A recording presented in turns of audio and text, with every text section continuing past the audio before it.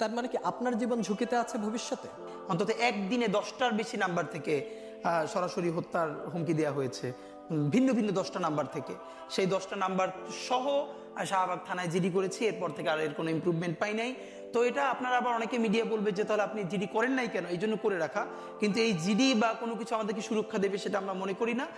এবং এই জন্য আমি বলেছি আজকে যদি আমাকে হত্যা করা হয়, যে কোনো মুহূর্তে করা হতে পারে। আমি আমার বন্ধুদেরকে ইনকিলাব কালচারাল সেন্টারে সেদিনকে আমরা সবাই বসে বলেছি যে আল্লাহ যদি আমাকে আগে নিয়ে যায় তারপর তোমাদের করণীয় কি।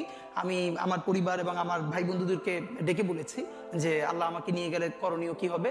বরং আমি আমার পরিবারকে বলেছি যে আমার সন্তানের এখন বয়স 7 মাস, আল্লাহ আমাকে নিয়ে গেলে ওকে যেন ওভাবে প্রস্তুত করা হয় যে এই দখলদারিত্বের বিরুদ্ধে লড়তে হবে।